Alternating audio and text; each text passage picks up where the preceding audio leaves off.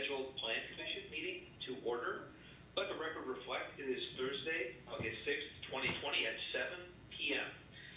As a preliminary matter, this is Commissioner Chairman Garrett Gray speaking. Before we get started, I would ask that anyone joining us remotely please be patient and respectful as we navigate this meeting remotely.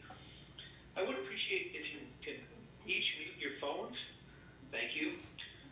For those wishing to follow along with the PowerPoint, you are encouraged to access the meeting through Tinley Park Television on YouTube. It is my understanding that all members and staff present have checked in on the conference line and we can begin our meeting.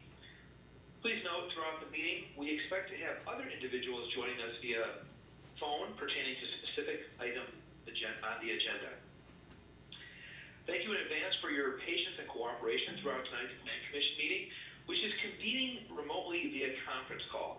This open meeting of the Village of Tinley Park is being conducted remotely, consistent with Governor Pritzker's Executive Order 2020-07 issued on March 16, 2020, which suspends the Open Meeting Act provision relating to in-person attendance by members of a public body. Specifically, the Governor's Order 1 suspends the requirement in Section 2.01 that members of a public body must be physically present. And number 2, suspends the limitations in Section 7 on when remote participation is allowed. The Open Meetings Act, OMA, requires public bodies to allow for public comment.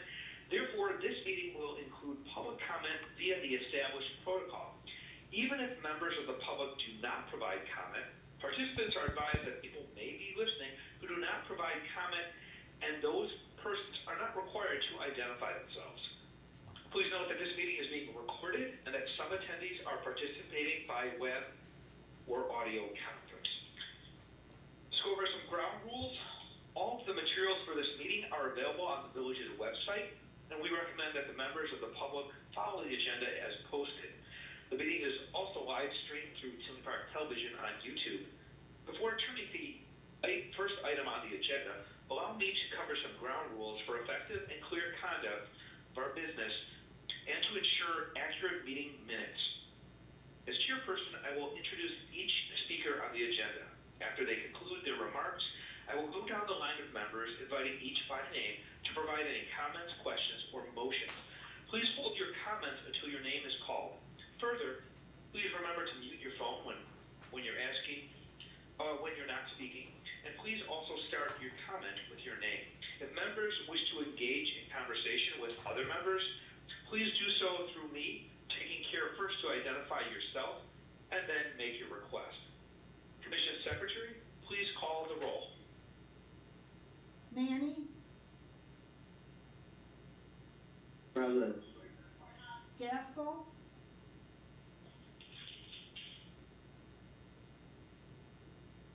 Jim Gaskell. Vic. Present. Gatto. Present. Aitchison. Present. West. Present. Engel. Chairman Gray. Yes. Okay, this is Chairman Gray. Staff, are there any communications for the commission at this time? No, there's not. Okay. Oh, and I just want to, for record, we do have a quorum. Yes. This is Chairman Gray. Now, let's now begin with the approval of the minutes. May I have a motion to approve the minutes of the July 16, 2020 meeting? This is Commissioner Gatto, so moved. This is Commissioner West, seconded. Okay, this is Chairman Gray. Motion made by Commissioner Gatto, seconded by Commissioner West. I will ask for a voice vote. Are there any opposed to this motion? Okay, hearing none, the motion is carried. We'll move on to item 1, a public hearing for the Tinley Park Plaza renovation. This evening, we have a public hearing regarding the redevelopment of Tinley Park Plaza, located at 15917 through 16037 South Harlem Avenue. the demolition of 87,000 square feet of existing building on the northern portion of the center and the construction of the core and shell of approximately 66,600 square feet for retail uses and general improvements to the inline tenants, including facade improvements, landscaping, and parking lot improvements. I will note that I have received confirmation of the legal notice for this public hearing, having been published in the local newspaper. It has been requested that this public meeting be opened and tabled until the August 20th, 2020 Plan Commission meeting. May I have a motion to open and table this public hearing until August 20th, 2020? This is Commissioner Vick, so moved. Okay, do I hear a second? This is Commissioner Gatto. I second that motion. Okay, great. This is Chairman Gray. Motion made by Commissioner Vick, seconded by Commissioner Gatto. Secretary, may I have a roll call? Manny, Yes. Vic, Yes. Gatto, Yes. Aitchison, Yes. West, Yes. Chairman Gray. Yes. Okay, this is Chairman Gray. The motion is carried. The public hearing for this item has been continued until August 20th, 2020. We'll move on to item number 2, which is a workshop for Fox College parking lot and detention addition at 18020 Oak Park Avenue and 18017 Sayre Avenue, rezoning plat variations and site plan approval. So this is a workshop to consider recommending that the village board grant George Arnold, on behalf of Gamma Tinley LLC, doing business as Fox College, a map amendment, rezoning, and variations from the zoning ordinance upon annexation of 2 parcels that total approximately 1.33 acres in size at 18017 Sayre Avenue.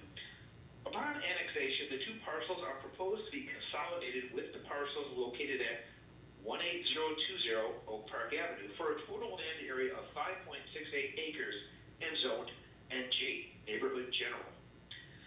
Site plan and final plat approval will be considered as well. The proposal will allow for the currently unincorporated lots to be developed with a parking lot expansion and detention pond for Fox College. We will begin with an overview of the project and a workshop discussion. Staff, could you please make your presentation at this time? Sure, thanks, Chairman. This is Dan, and if you have any problem hearing me or anything, just let me know. We have a little bit different speaker setup, so if for some reason you guys can't hear it correctly, just let me know and we can make an adjustment. This is like you said, a workshop for Fox College, which is on Oak Park Avenue. In summary, they're trying to expand their curriculum, add a program to their location on Oak Park Avenue. If you've driven past it in the morning or during the day, you could probably tell that they're pretty full on their parking there. So the goal of this entire project really stemmed from they want to grow within the current building there on Oak Park Avenue with their Vet Tech Institute, and basically they needed to find a way to add more parking to accommodate their students. So the existing site is here, the existing building that you can see, the Vet Tech Institute on 18020 Oak Park Avenue. And this is in the NG district, the Neighborhood General District of the Legacy District and covered by the Legacy Code. So there's the parcel of the existing site there, which is the parking lot in the building, and then what they've essentially decided on is going west is where they're looking to expand the parking lot and construct some detention that's required for that parking lot expansion. So to the west of this, there's 2 properties. They're currently in unincorporated Cook County. Under residential zonings, one of the longest lot to the south that's in the blue on your slide, that has an existing single-family home on it that they would be demolishing with this project. So those will go to the board for consideration of annexation. What you guys are really reviewing here is kind of upon annexation, what that property should be zoned, as well as a variation and site plan approval like you guys would have with any commercial development. So you don't really review the annexation itself, but you're kind of looking at how does this fit in with the current property and kind of the long-term vision for the area out there. The existing site that's out there, the existing Fox College site, that's been there since, Fox College has been there since 2006 when they received a special use permit to operate that Vet Tech Institute. They originally had an approval for up to 80 dogs and cats. They came back in 2011. They requested that the number of dogs and cats be increased, so that was increased to 120 that they could have there. And then an ability for up to 160 if the building was expanded or if they removed one of the programs from the location. The building was constructed originally in 1971. It was there before most of those surrounding homes to the north and the development to the south. It's been a number of things over the years. It originally kind of functioned like more of a light industrial site. It had plumbing contractors, a towing service. There was a grocer in there for a short period of time. It was an AT&T service center, and then kind of right before Fox College is when it kind of got its current use by St. Xavier University, who did like a satellite campus there. So currently that site is 4.35 acres, and then so the site that they're looking to expand the parking lot onto is two parcels. One is around 1.33 acres, and the other one's a smaller parcel around 0.41 acres.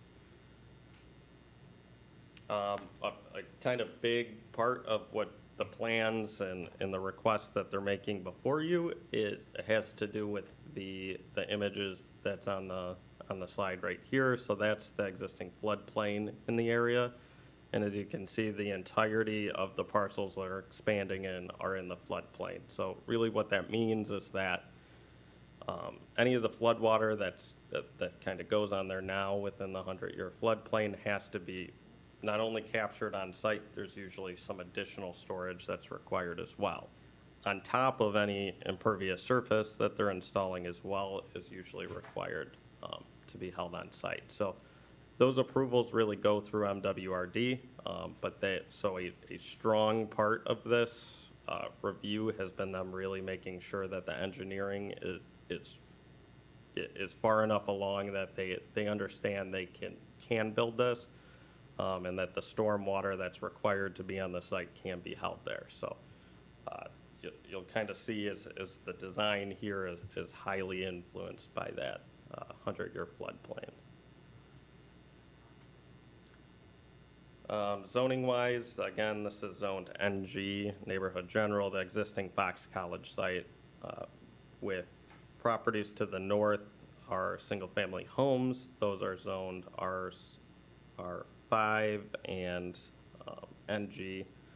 And then to the south is NG. Directly to the south of the existing Fox College site is NG, and is a detention pond that kind of fingers off from the detention pond that's used by the school. So that detention pond to the south of the Fox College now is owned by the Central Middle School school district, and is part of their, basically a large portion of that school area is floodplain as well. So it's essentially what they're doing here is what they had to do with that school, which was build pretty large detention ponds to kind of handle the floodplain that's out here. So To the south of the unincorporated sites is zoned R1, single-family residential, and then to the north of these is primarily unincorporated, single-family homes.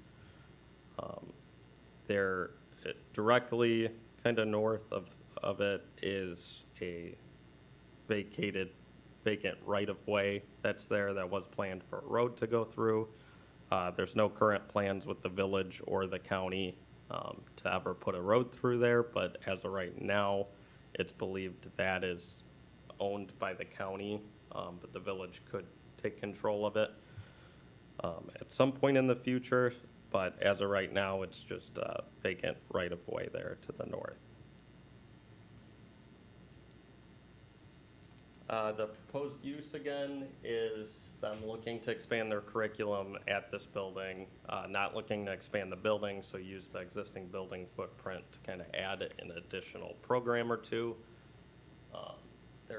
Again, that parking lot's pretty heavily utilized throughout the day, so they already have some parking constraints on the site, and during events, they do have an agreement with the nearby property for kind of some overflow parking.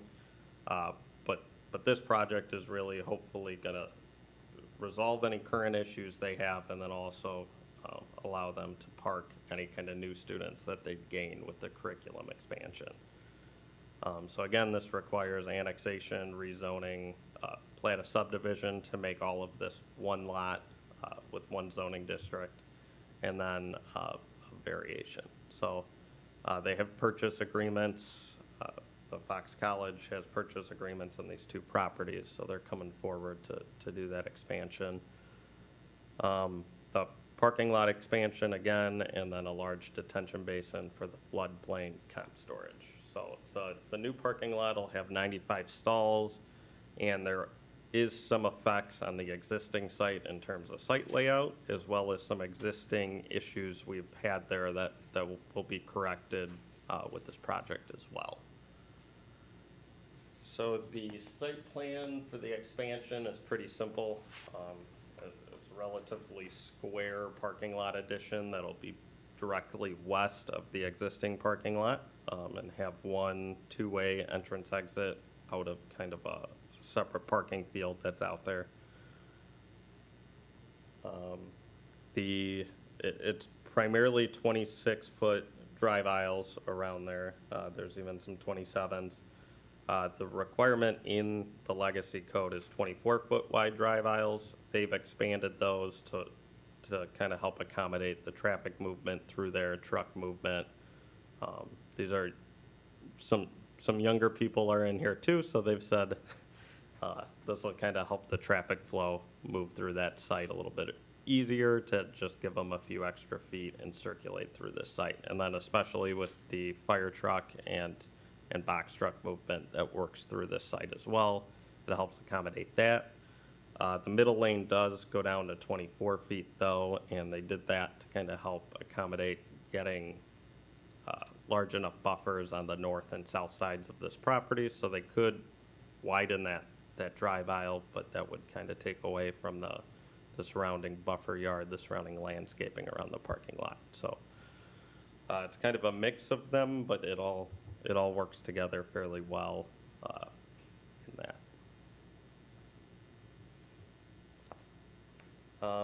The current site, there's some existing changes as well. They're removing some parking stalls, again, to make that connection to the west, and you can see here how a truck would circulate through the new parking lot. A fire truck could get back there if there's a car fire.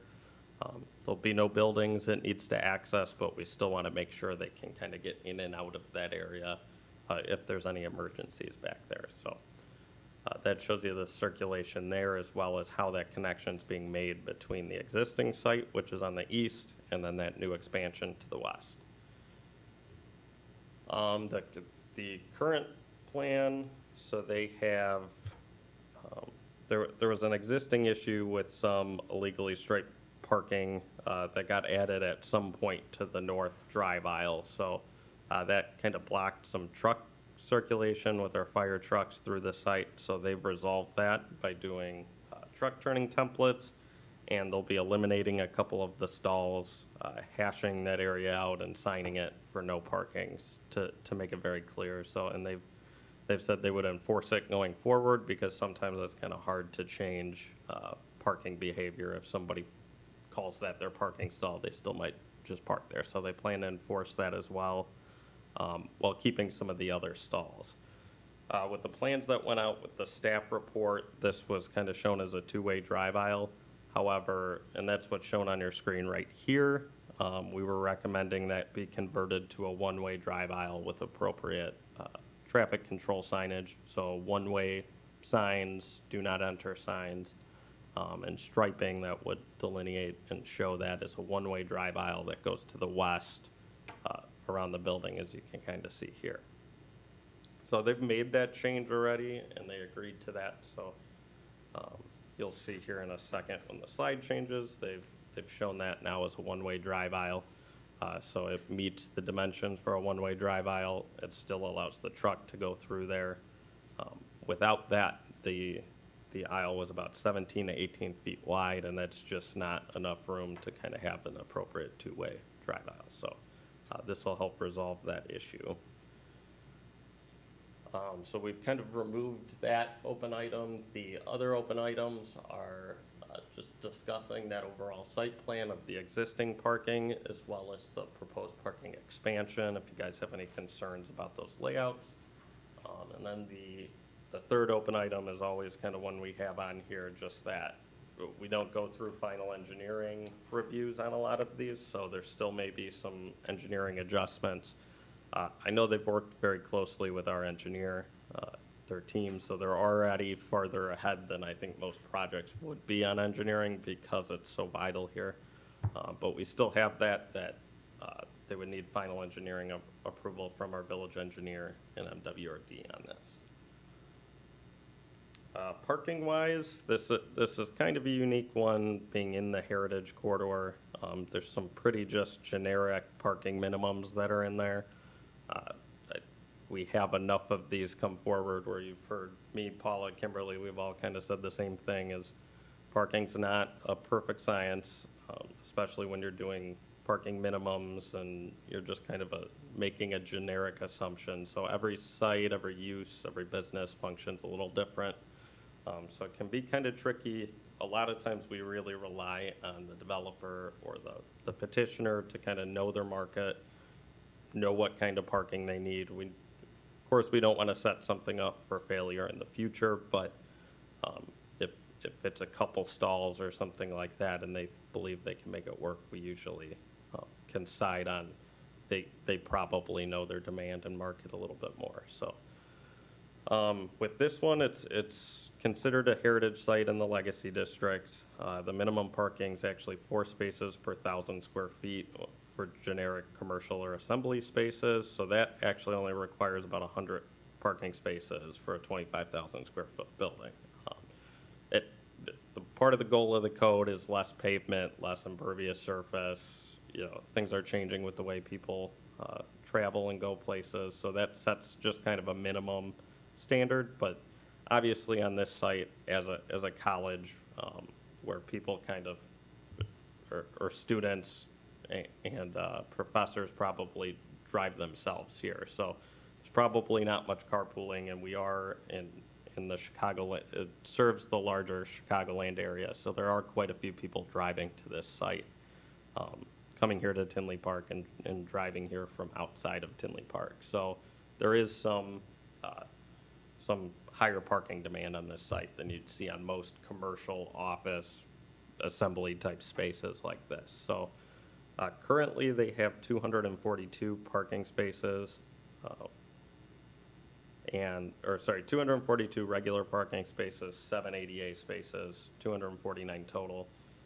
The new parking lot addition, again, will add 95. However, on the existing site, there's a reduction of 7 stalls. So those come from the addition of the drive aisle that connects the two, as well as the 2 parking stalls being eliminated on the north side of the drive aisle. And then they need to add 1 ADA space as well due to the parking lot expansion. The total number goes up, so they lose 1 stall there as well. So there is a slight reduction on the existing site, but the total will be 337 parking stalls total for an increase of 88 parking stalls on the site. So they believe this will cover their kind of current parking demands as well as any future curriculum expansion that they're planning on doing here. So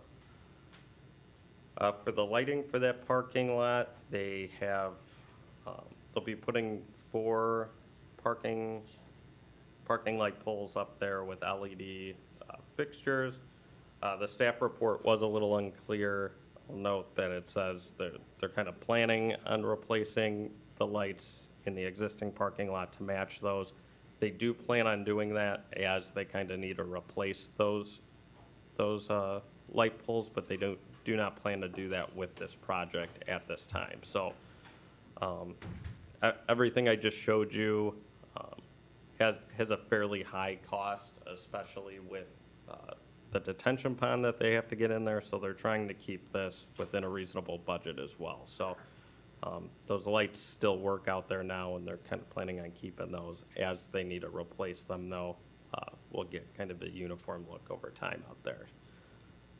The lighting is what requires a variation, though. The legacy plan has some very specific light poles that are required for either street lighting, parking lots, alleyways, a little more traditional in style, and some pretty low kind of maximum heights to them compared to most commercial plazas, parking lots. So they've kind of requested to just keep a more traditional or sort of modern light pole and light fixture out here. It'll be in the back, away from the street, away from Oak Park Avenue, and really in an area that wasn't planned to be in the Legacy District. It's going to encompass it because it just kind of makes sense to include this as all one zoning district, one parcel, because it'll be one use. But this area is really pretty far off of Oak Park Avenue, and these lights give kind of the best coverage for it. The height's planning on being 25 feet high as well, which exceeds the maximum height. But if they were going to lower that, they'd probably have to add some additional poles, and what they have set here right now illuminates the site pretty well with no off-site glare, no light spillage onto residential properties. So they think they have a good setup here that they kind of don't want to mess with on that photometric plan. So they've requested, again, a different style pole and a slightly higher mounting height than the highest pole would allow, which is 20 feet, and they're proposing 25. Landscaping and an overall stormwater detention. So they propose landscaping kind of throughout this site. They have a variety of trees, shrubs, and other plantings around the parking lot, as well as around the detention basin, that kind of help delineate that detention basin around the edges. So as well as kind of, even though it's not your traditional commercial site, it still kind of helps buffer that a little bit and give nice views to kind of the surrounding residential sites, knowing that those sites aren't usually used to looking at a detention pond. It's not ugly, but that just kind of helps buffer it, give it a little bit better view there. So they have requested a few waivers on this, though. Again, it's not, the code kind of requires a buffer yard and pretty extensive landscaping around a site. However, that's usually a traditional commercial site. So either a building, parking lot, or a garage, something would be there that you're kind of buffering the views from. This one, a large part of that site in the back that's closest to residential properties is the detention pond. So everything, the little finger that kind of comes out from that parking lot is all the detention pond that'll be at grade with those homes or below. So it'll sink down a little bit to detain the water. So they have requested some variances there because doing shrubs around a detention pond doesn't really make much sense, as it would kind of in the front of a property or around the parking lot or things like that, where, you know, it would get some views and some use. Putting those around the detention pond would really become a maintenance concern, I think, more than anything. This pond is it'll have more landscaping than the school's pond that's out there. So the school's dry detention pond that's kind of naturalized out there, have a similar bottom to this pond, but those really don't have any or very much surrounding buffering landscaping. This will have a little bit more that kind of helps buffer those views. So they have revised, so there's 3 waivers that were required. One was street trees along Sayre Avenue. So they had essentially 2 trees in a location that required 8 trees total between the public frontage and the private frontage. And that's in the legacy district's code requirements. Our traditional code has a little bit lower standard, but the total difference there was 6. Our recommendation was to add 2 additional trees on there to just basically have the same amount of trees. Have 2 trees on the public frontage, have 2 trees on the private frontage, kind of help make that Sayre Avenue frontage look kind of similar to the rest of the residential that's there now, or could be redeveloped in the future. So they agreed to do that, and so that's what the landscape plan on the page has, that they did add those trees. The other waiver was the private buffer yard around the property, and that's where I was talking about kind of the shrubs. So they beefed up some of the landscaping around the single-family home that'll be to the north of this, and then again to the south of this is really just a detention pond, so they're not buffering very much there. So they've kind of focused their landscaping in the areas where they think it's most critical to block any views from any residential.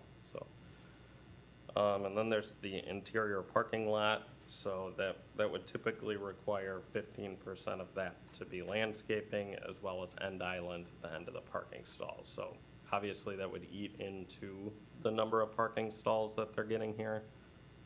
Again, this is a fairly expensive parking lot expansion. Normally you're not constructing a detention pond like this off the side of it that's that big. So they're really trying to get all the parking stalls they can, since that is the entire goal of this project. So to add those end islands again would take a minimum of 8 parking stalls up, and then to get to 15% total interior landscaping would be even higher. So they have done the corners, that instead of just hashing those out, they have put trees in kind of all 4 of the corners. And they put, again, that buffering landscaping around the sides of it. So it's pretty compact, and so any landscaping you'd add to the middle of this would be pretty minimal anyways in size. They have a fence that'll be located on the north side of that parking lot extension, and then to the west of it as well. So that's really there to block any headlight glare, any visibility. It might happen just to the homes that are really more to the northeast of this site, and then to the west there's one single family home. So to the north of that is that kind of vacant right away that's there. So there's not too much to really buffer it from, but you don't really know what the future is going to bring either. Those sites could redevelop, so they've again put in that fence to kind of help make sure any views, any headlights don't leave that site. And so we've had a discussion with the petitioner about the fence. So they proposed having a wood fence there for the entirety of that new fence. Typically, it's been PVC fencing we've required on commercial sites just due to the maintenance concerns and the costs over time. The visual appearance without any maintenance tends to fall pretty quickly with wood fences, so the preference has always gone towards PVC fencing on these. So we've left that as an open item for discussion today for you guys to discuss with the petitioner.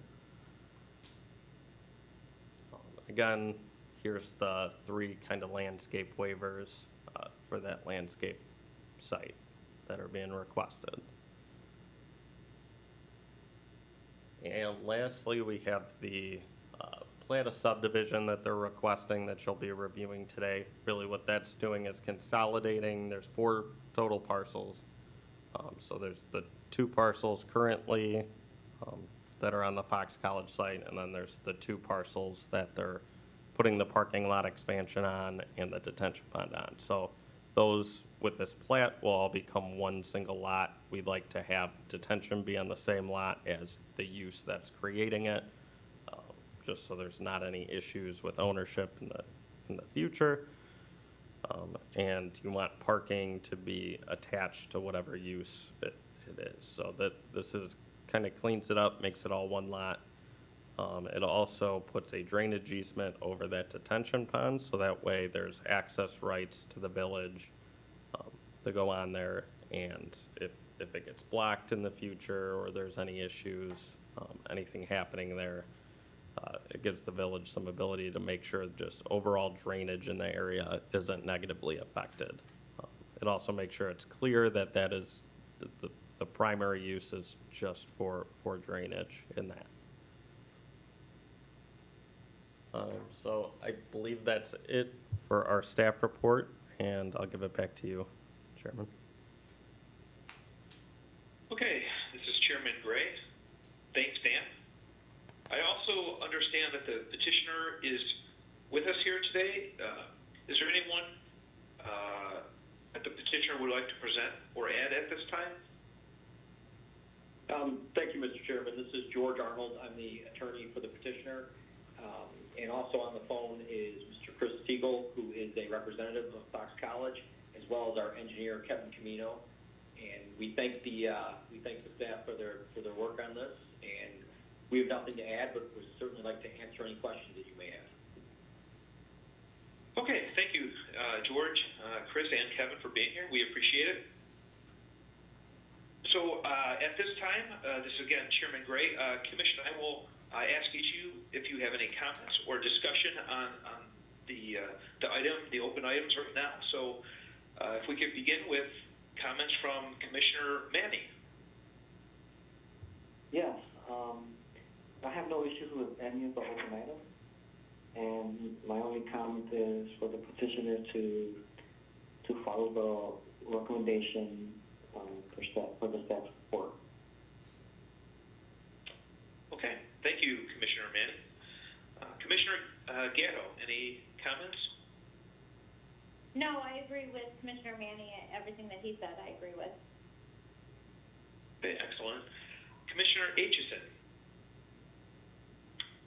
I'm in agreement with most of staff's recommendations, but I do want to hit on the fence. Personally, I would like to see PVC fencing because it's cleaner and has a more attractive look, and there's less long-term maintenance than the wood. But other than that, I agree with staff's recommendation. Okay, thank you, Commissioner Aitchison. Commissioner Vick. Any comments? Just looking at the list here. When it comes down to the fence, one question I have is the rest of the fence that's along the north end of that whole lot there that backs up to the residences.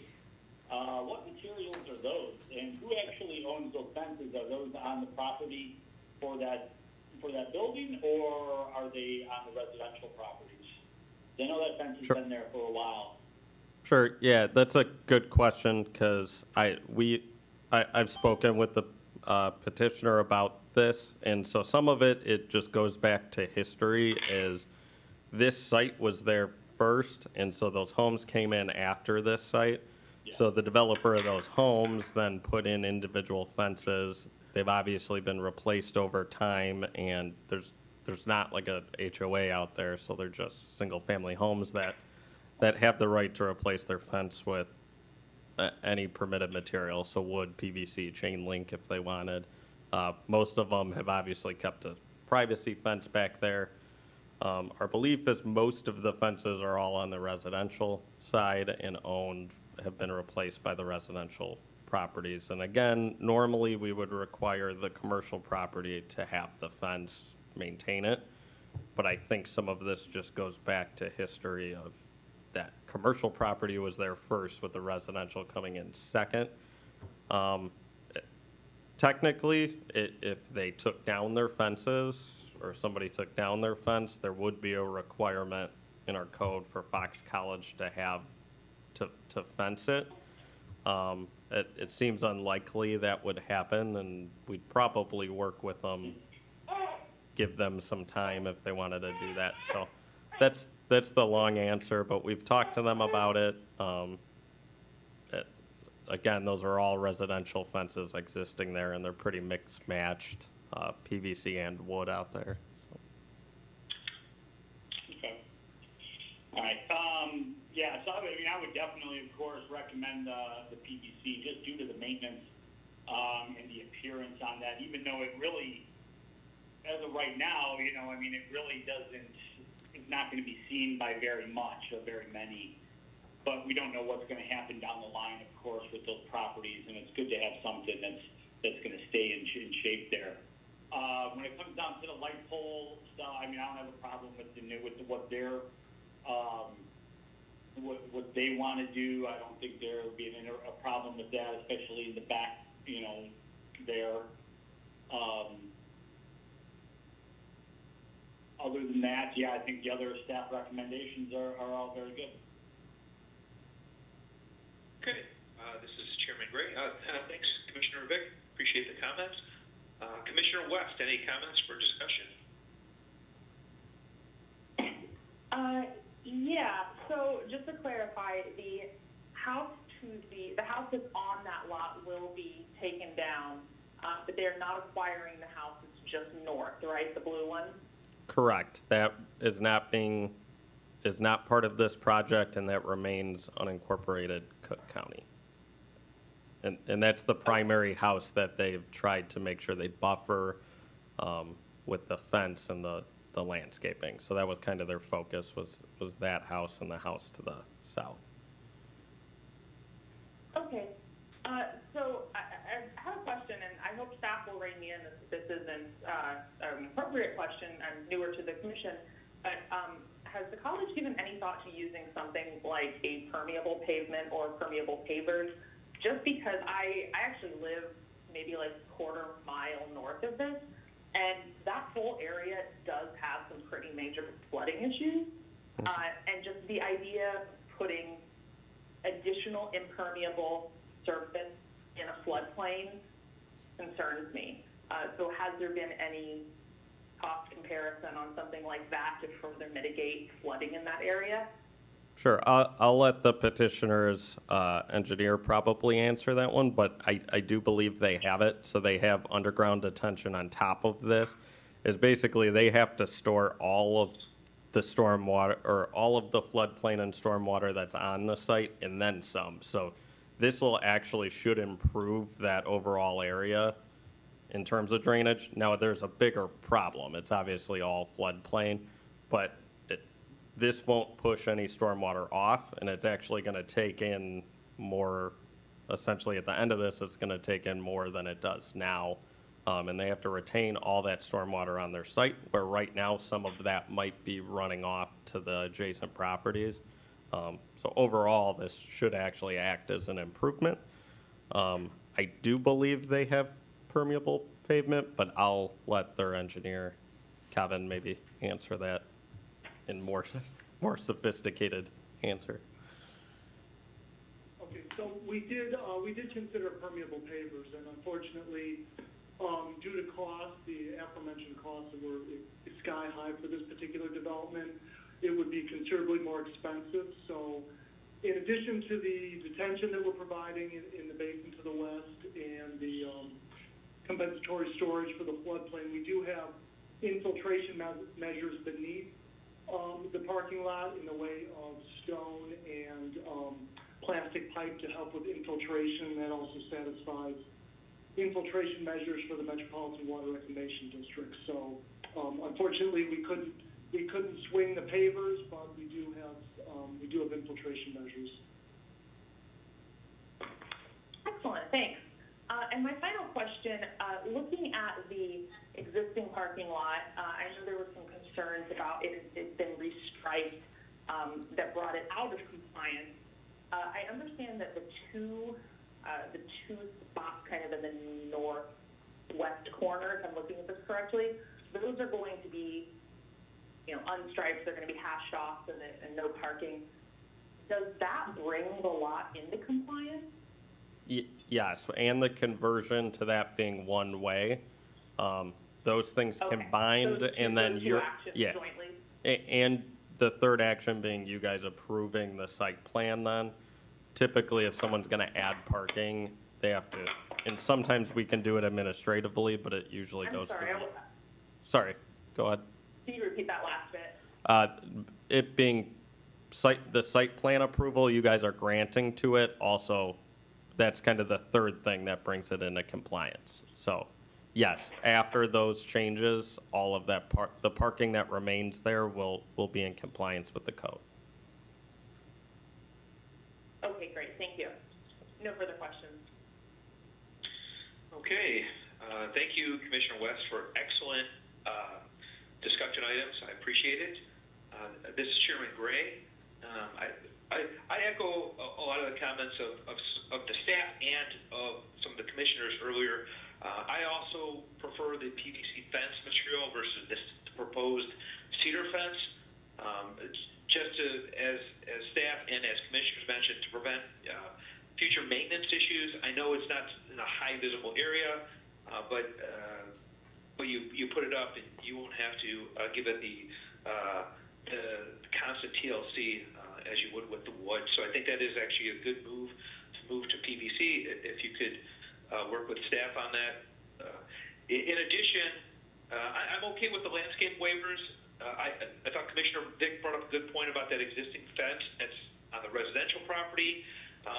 But again, taking in the staff report that it's designed to be a dry bottom pond. I'm sure after rains you'll have some water in there, but you do have pretty good landscape buffer with the shrubs and trees around there, and it does fit into kind of that residential area without, I don't think putting more bushes at the west end of the site is going to enhance it any more than it is enhanced with the proposed landscaping measures. So same with the parking lot landscape measures,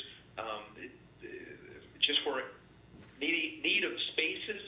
And also the truck traffic flow, I think it's fine to put the landscaping on those corners. I think it looks like a clean design and a functional design. So I'm all on board with that.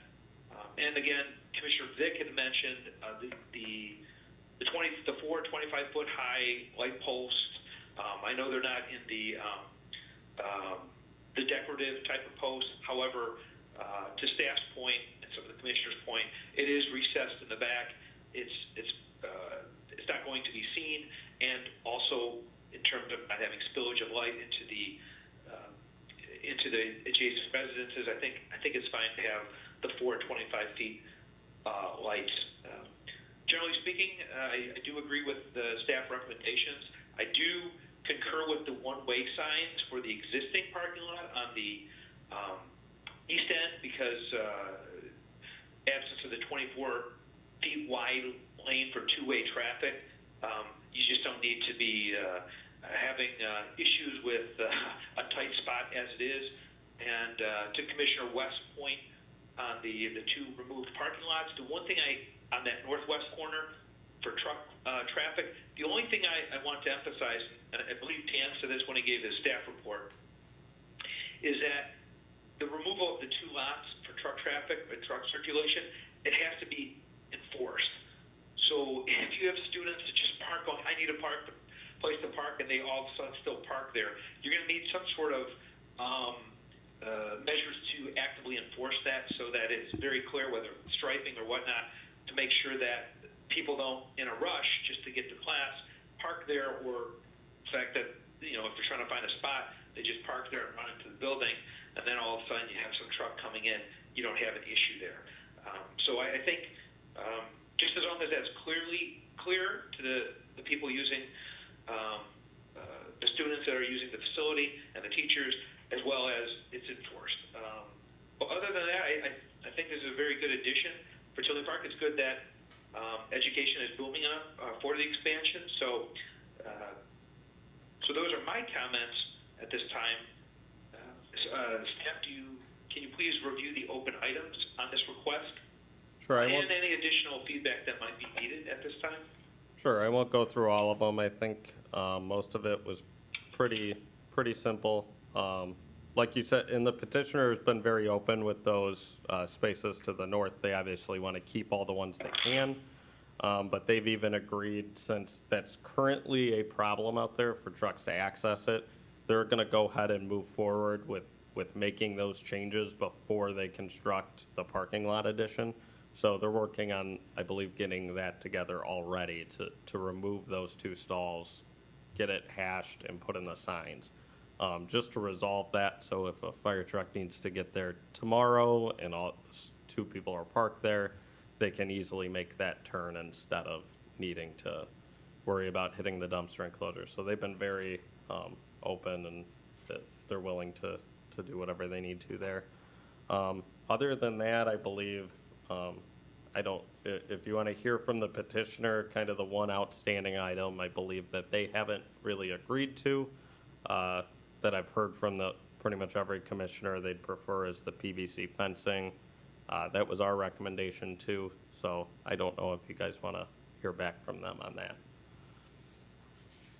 Yeah, so this is George Arnold again, and we're certainly in the process of considering the PVC, and we understand the recommendation, and we certainly appreciate all the comments of the Plan Commission members, and we expect to have a decision on that. We're currently, we're currently just analyzing, frankly, the cost and the viability, but we certainly do understand the recommendation, and we're going to work very hard to comply with it. But I will be able to tell you at the next meeting, what the status is there.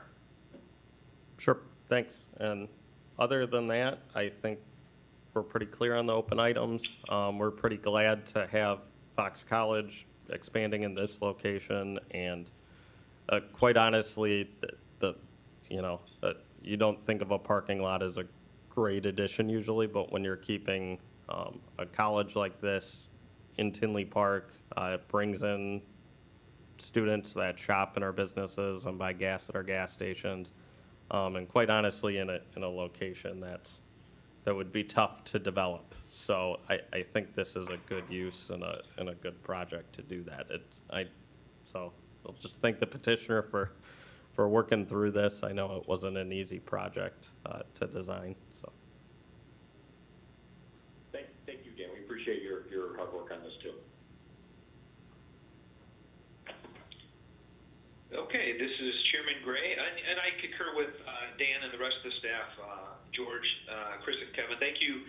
I think there was a kind of innovative way to use the property to the west to expand your campus rather than relocate your campus. So we do appreciate you guys' innovation on this.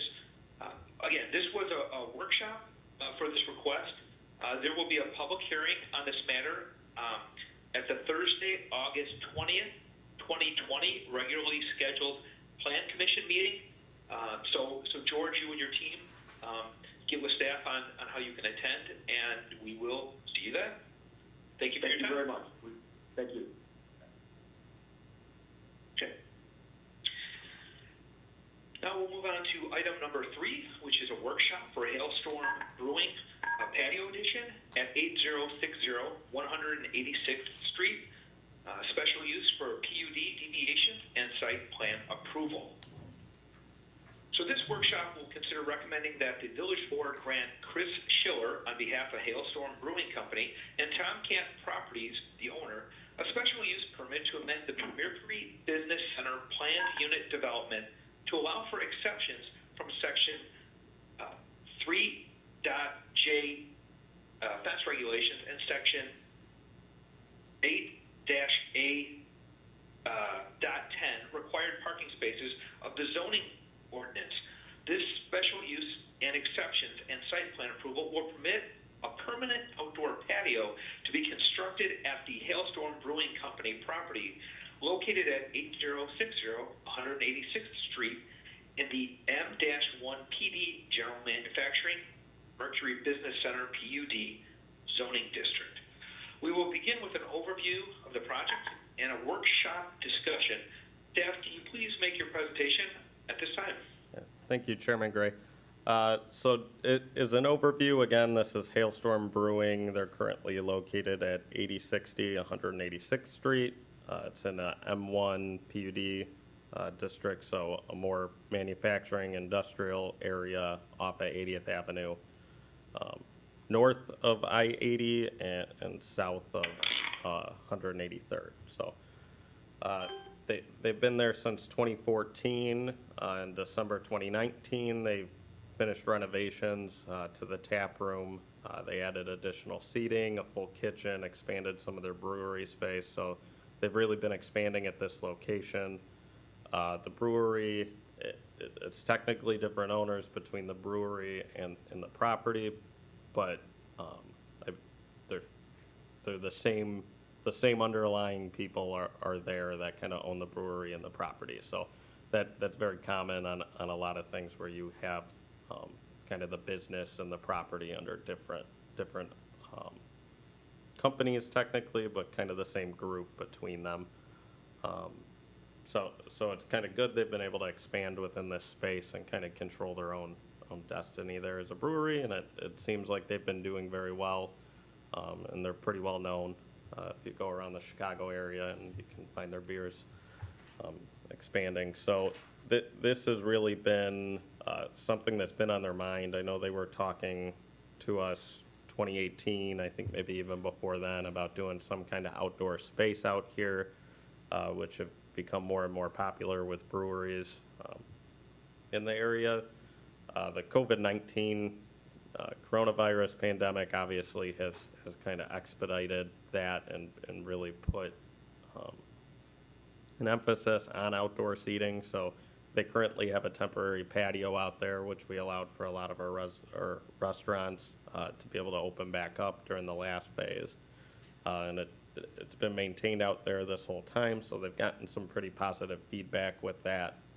And they're looking to kind of permanently, again, expand their outdoor space, do a permanent patio that really kind of makes the site look good, and is something their customers can enjoy throughout the year. So, again, as a background, the site's located in the Mercury Business Center. The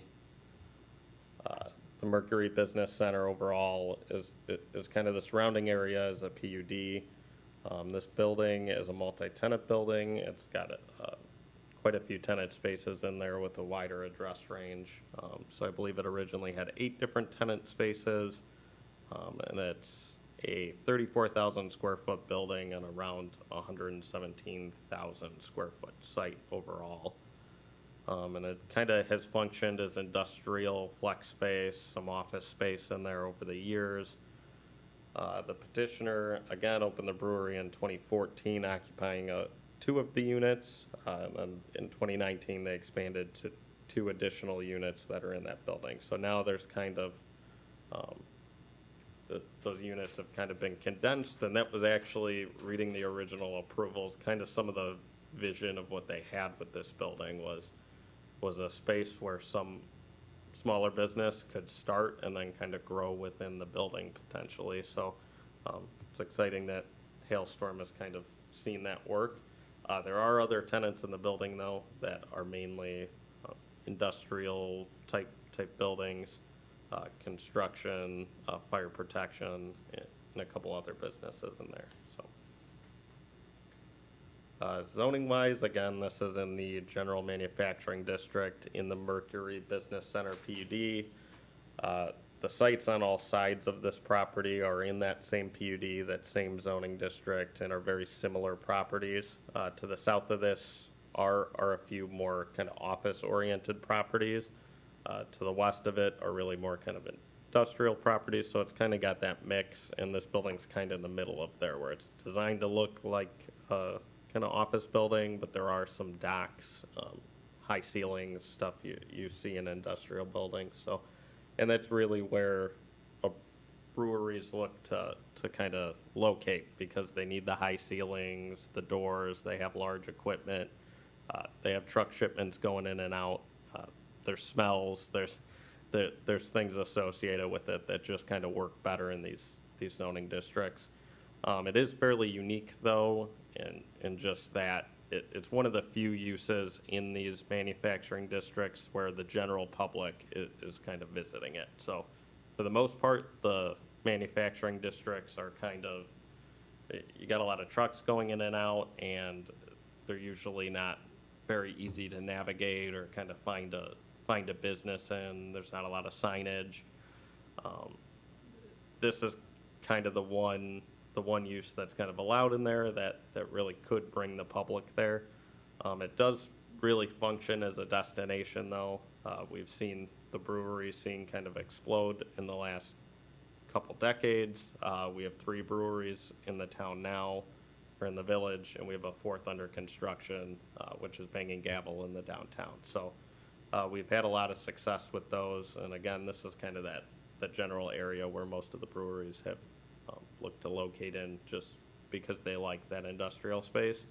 And then again, they function a lot like a destination. Usually somebody knows they're going to Hailstorm Brewery before they leave their home, so they're not just looking for their local pub, they're looking for that beer. And they usually know they're doing that before they leave their house. So, on the screens, the existing, or the originally approved site plan, again, for this, that was approved in 1995 and construction completed in 1997. So that's that overall layout with kind of a buffer yard around the edges, parking, and then that large building. Some additional parking has been added in there compared to this site plan over the years. The proposed site plan for the petitioner is, again, adding that patio to the west side. It'll be in line with kind of where their tap room and where that seating is located inside of the building. The temporary patio location is to the north of where they're proposing the patio at. And that was really done because they could keep that patio open, one, while they're doing this work. It also kind of helped with parking wise. We would prefer that to be the patio area. But the patio to the south really better kind of aligns with their internal setup. With seating, it also allows employees to be able to go out there and see, keep an eye on the area, since there's alcohol being served and a liquor license there. You really need employees to be able to monitor it. To the north would be a lot more difficult. Unlike a lot of bars or restaurants, they don't really have servers out here, so they do have employees that kind of peruse pick up glasses, do serve people if they need it, but that's not the traditional way. You would typically go to the bar, get your drink, and then go sit down at a table somewhere. So this kind of makes sure that the visibility gets maintained by the employees who can see out there. It also opens up opportunities if they ever wanted to do kind of garage doors or something that could open up between the outdoor space and the indoor space, to kind of make it all one. So right now it'll just be a door that kind of exits out there, but then they'll have opportunities to kind of change that and combine it later. So here's that overall kind of layout. You can see tables. There'll be some green. They're basically keeping the green space, but including it into the patio area, putting some additional landscaping out there, adding a turf area by the building where really they can have bags or outdoor game areas, things like that. They'll have a fire pit with some seating areas, and then just some kind of larger open bench style tables out there. So they They've added quite a bit of landscaping, including they're even proposing a couple trees within that patio area that'll give you some shade. It'll kind of make it a nice inviting area. So open items on this is the first one is the fence. So typically this would be considered like a variation in most situations. In a PUD though, it's considered an exception. So it's really approving the PUD with an exception allowing the property to not meet the code. Exceptions in a PUD are really kind of a lower standard than what a variation needs to meet. And the exceptions really kind of relate more to the context of that overall PUD. So PUDs usually have some unique aspect or some type of setup that they're going for. So you look at an exception of how does it relate to that overall PUD? How does it relate to that area? How's it tie in? Where a variation, you're really looking at how does this relate to every other property like it in the village? So these are really a lot more condensed to does this work within this PUD? So the first one is the fence, which typically our code doesn't require fences at anything over 2 feet in height to be in a primary front yard, which this will be located in. So it'll be an open design, kind of wrought iron style aluminum fence that surrounds the patio area, prevents people from, makes it a kind of confined space, as we have with most patios that serve liquor, and is usually a requirement kind of with the liquor license as well. So it'll be an open design fence though, which there's no concerns about visibility or anything at the intersection. Still be open there, and there's some pretty large right-of-ways there as well. That'll make sure there's no decreased visibility around the patio. So that's the first exception. And staff's recommending a condition, again, that just kind of says final engineering approvals are needed on this. So there are some, it's being added where there's a parking lot now. So obviously there's some grading issues there. We want to make sure it's ADA accessible, that there's not any kind of steep slopes you might get in a parking lot, and that overall just the stormwater through this site flows well. It doesn't cause any problems, doesn't cause any ponding, things like that. So they've given us this plan that does show some general grading, some general slopes, but that still all has to go through kind of final engineering approvals with the building permit. So here is a couple images of kind of 3D rendering of what they're kind of planning the site to look like. So a couple trees in there, the tables, again, a kind of fire pit seating area, some outdoor games, and landscaping on the site. So. The largest concern we kind of have with this is related to parking. So the site right now, if you've been there,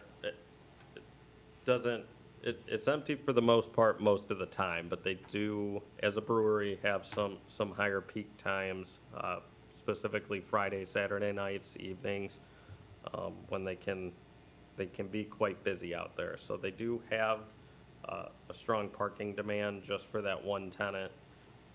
The other tenants in the building as well have parking demand. They kind of benefit from being, again, kind of the owner of the brewery, the owner of the site, as the tenants they have in the building kind of complement their hours. So a lot of the tenants that are in there have kind of your 8 to 5 hours during the days. Even if it's in the weekends, it's kind of open more during the days, where their kind of peak times are more in the evenings and on the weekends. So the tenants in there kind of, they have most, or the Hailstorm Brewing has most of the parking field to themselves. I know some of the tenants have vehicles, though they store overnight, like the fire protection place has, I know, takes up a few parking stalls. But for the most part, that parking field is kind of theirs after 5, 6 o'clock in the evening.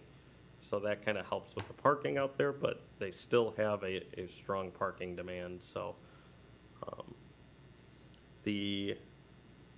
there is street parking permitted out there on 186th Street and 81st Avenue that surrounds this property, and those are occasionally used.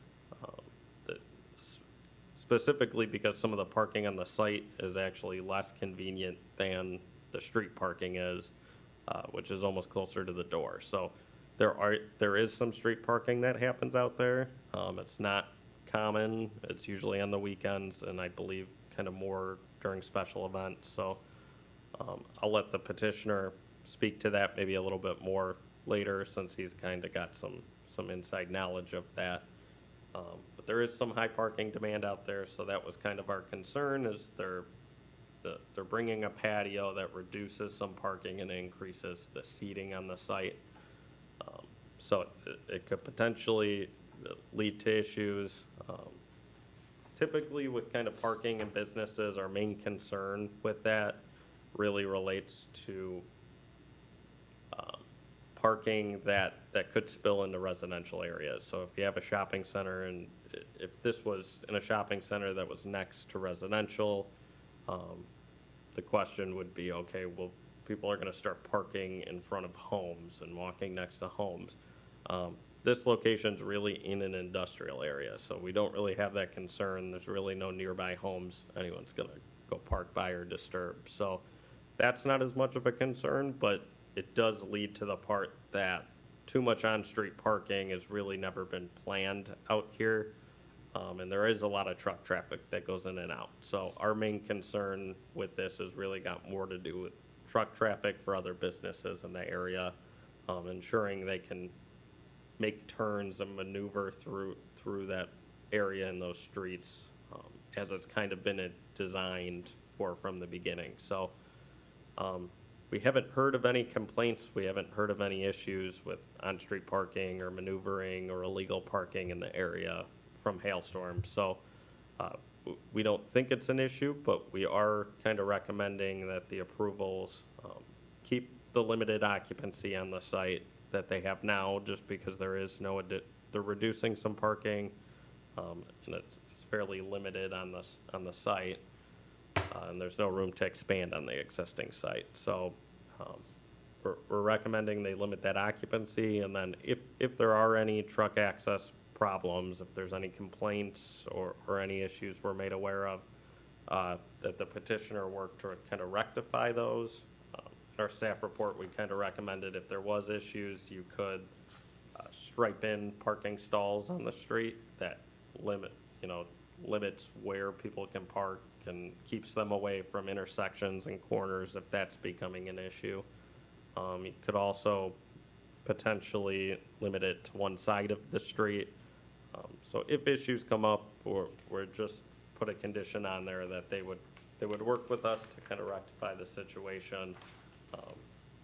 We don't think there'll be an issue, and we don't know what they would be exactly, so we can work with it at the time. But staff is fairly confident that there either won't be issues, or if there is anything, we could probably easily resolve it with the petitioner, and they've been accepting of that. So our other two open items here are discussing the parking exception, because again, this doesn't really meet the parking requirements for an eating and drinking establishment, let alone with the additional tenants. And typically, we would say, go get a professional parking study and traffic counts, but we're in the time of the coronavirus again, so there's no typical conditions out there. And the petitioner, I think, probably has a little more intimate view and knowledge of what their parking needs are on that site. So, and again, if there's issues, cross-parking agreements are possible with neighboring properties as well. But that's really, so that's the first exception, or the second exception that you guys are considering, the first being the fence, the second one being the parking minimum.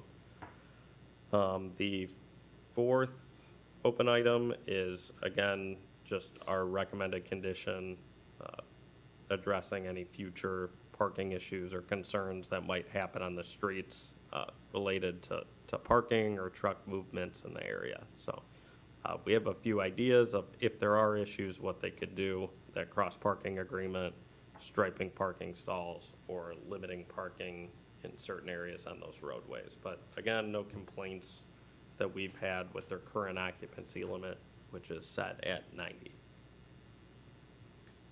So I believe that's it. We're, again, excited to see an existing business looking for ways to expand their business, expand their operations, especially in kind of this new normal. This is something I think they were looking to do before, but makes even more sense and is kind of even more of a priority at this point. So, give it back to you, Chairman.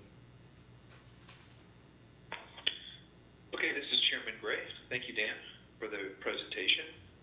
I understand the petitioner is here with us. Is there anything the petitioner would like to present or add at this time?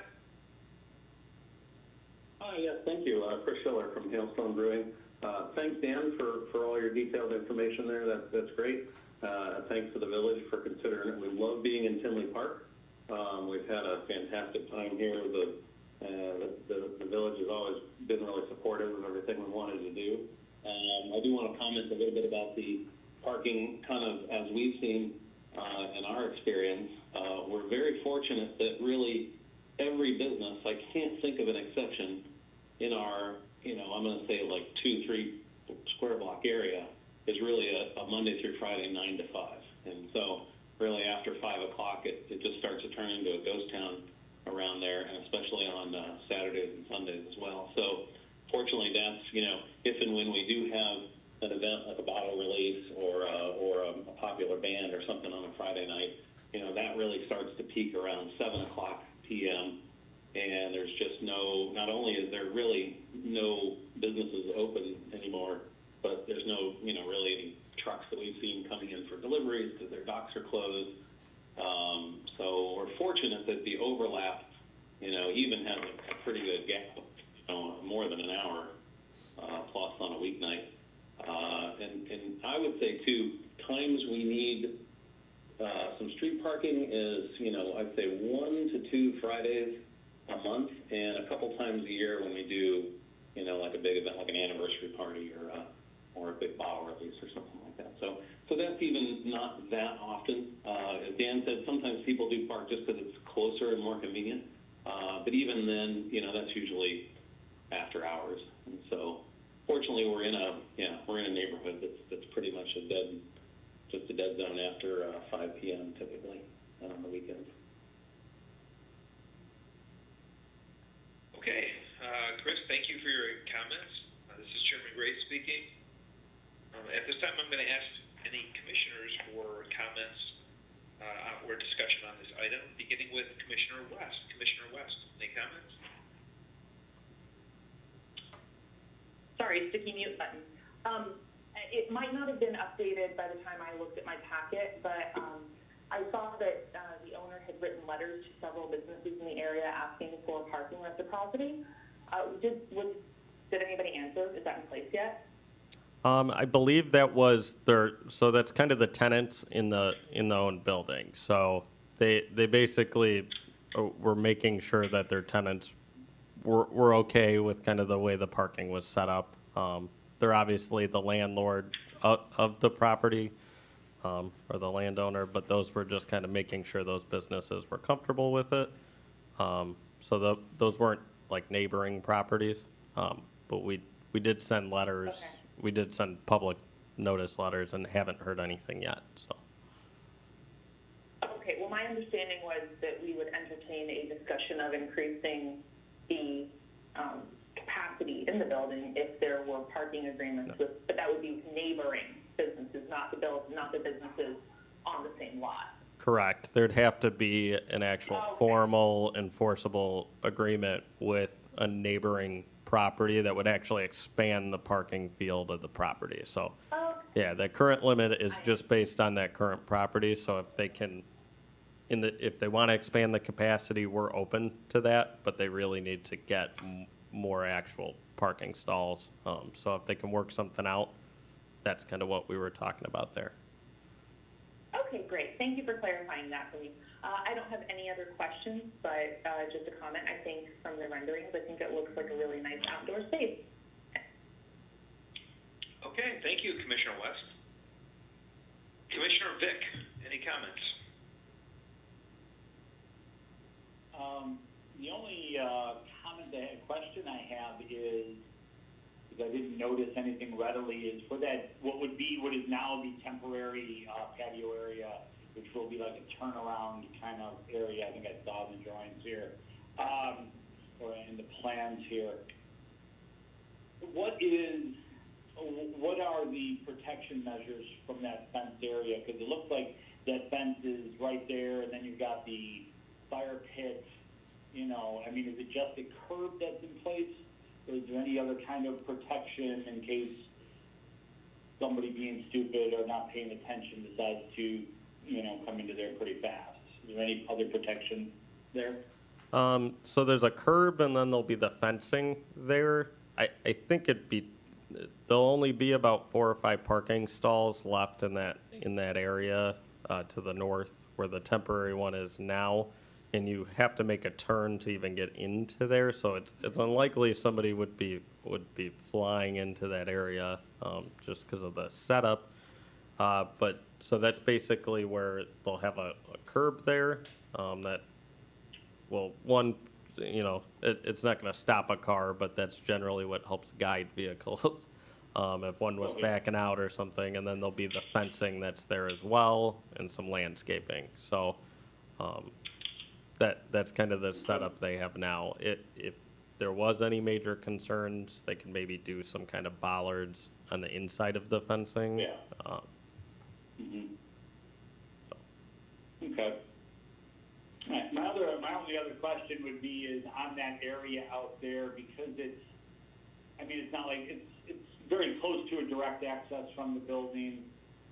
Is there going to be use of any like video out there to kind of monitor what goes on or what is going on? If there's not, because it doesn't look like there's any kind of like serving stuff or anything out there. That's all inside, of course. So is there going to be any kind of monitoring, like video-wise or anything like that out there? I guess I'll leave that up to if the petitioner wants to respond. I'll comment if I can add to that a little bit. We do have a video surveillance system that's in place throughout the brewery and have additional spots to add more cameras. So we definitely will have that video monitored, and that's mainly as well for our protection too, if you know, whatever happens, right? So we do make sure to have all of our public space monitored. Cool. All right. Thank you. That's all I have. Okay, thank you, Commissioner Vick. Commissioner Gatto. I don't have any questions at this time. The other commissioners addressed everything that I was thinking about. Okay, excellent. Commissioner Manny. Yeah, I think making that the temporary patio, making the permit is a great idea for their business. I have no concerns with open items, and just follow the staff report recommendations. Okay. Thanks, Commissioner Manning.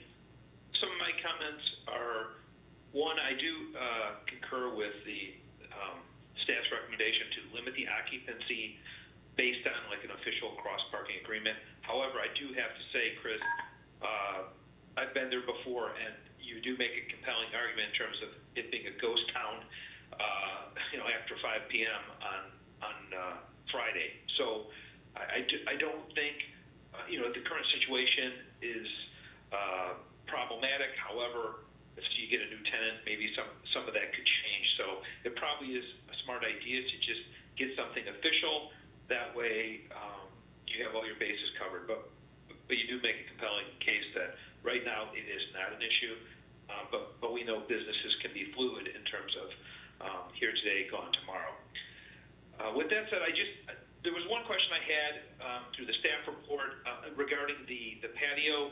That does have, that patio gate that goes around, it does have, or that fence rather, it will have a gate, at least for emergencies. If something, God forbid, happened where there was a kitchen fire or something, you don't want people running into the building to run out the front door. I just want to make sure that you do have some safety protocols in terms of that fenced-in area for the patio. Yeah, that'll be required, the details will be required to get submitted with the building permit. But if they're fenced or if they're gated, they'll have panic hardware on the inside that's required for those exits. Some places, they've been allowed to be open, and that's kind of up to the liquor license and the liquor commissioner. If they're comfortable with them just being open, they could just have kind of openings there. If they want them to be gated, either the liquor commission or the business, then they have to add that panic hardware, so that way if there was a fire or a fight or whatever, you're trying to get out of there, you can push that panic hardware bar and just get out of the gate, but it would still latch, and you wouldn't be able to get in from the outside. So we'll clarify that with the building, Okay. the building permit for it. Okay, thank you, Dan. This is Chairman Gray again. So staff, at this time, can you please review the open items on this request and any additional feedback that might be needed? Yeah, again, I won't go through them all. I think everybody was pretty comfortable with the two exceptions to the code that are being requested for the parking and then the fencing, as well as the kind of two recommended conditions that we'll have on it. So, believe that's it.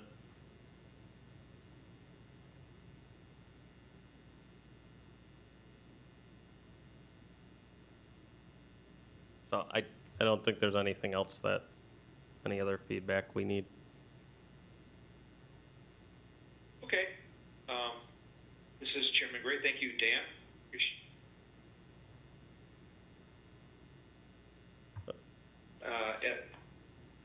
So then this concludes the workshop for this request. Chris, just to let you know, mark your calendar, there will be a public hearing on this matter at the Thursday, August 20th, 2020, regularly scheduled Plan Commission meeting. So reach out to staff to get the info on how to attend virtually. And again, we appreciate your time, and we appreciate you doing business in Tinley Park. Great, thank you so much. Thanks for considering our expansion. Appreciate it. Yeah, it looks like it's a great addition. I concur with Commissioner West when she said that comment. So, thanks again. At this time, I'll move to go to the order. This is Chairman Gray. Staff, do you have any comments for the good of the order? I don't think I have too much here, but I can do. We haven't done a quick development review just because of the format of these meetings, but just really quickly with the downtown, I can tell you Avocado Theory received their village board approvals, as well as the incentives for the facade and the code compliance on that building. So that's one that came through you guys and is moving forward. I know they're working on getting their building permit already for that, and they have a pretty aggressive timeline to get that Avocado Theory restaurant open. So Krunal's a pretty driven guy, and so he's moving on that quickly. Banging Gavel finally has their permit, and so you can see the construction, fencing, and work kind of starting there. It's been a little bit for them to get everything lined up, but it looks like they're moving forward now, so we'll have one more thing in the downtown to look forward to, and be a good combination with Sip Wine Bar. So the Boulevard, I'm sure everybody can keep tabs on that pretty well since it's pretty visible down there, but they're finishing up the second floor going vertical on that building, and so they're moving fairly quick. They're looking forward to finishing that project next year at some point, but it should all be vertical by the end of the year. So then we have an ice cream shop too that's going in downtown where it was an old hair salon that's north of Ed and Joe's. So they're getting their permit to go in there, and I think there's a coming soon sign on the building. Outside of the downtown, you guys had worked on the food and fuel project on 183rd, near Harlem Avenue, just to the west of Speedway, Wendy's, and Hamada, just to the west of that. So you can already see they've, in the last week or two, they got their permit. They've already been moving dirt, and I think there's already foundations going in, so they're flying. And then the other, probably the most visible building in Tinley Park is the hotel off of I-80 that's being converted from Holiday Inn to an Even Hotel at the convention center. So you can see they're doing exterior work there, new exterior colors, new color palette, new roofing, and they're pretty excited to unveil the updated rooms, updated building, and restaurant that'll be attached to that as well coming up. That's it for the good of the order. Okay, thanks, Dan. It sounds like things are moving in Tinley Park. That's very good. At this time, I will ask to receive comments from the public. Staff, were there any public comments submitted or members of the public present wishing to speak today? There's not.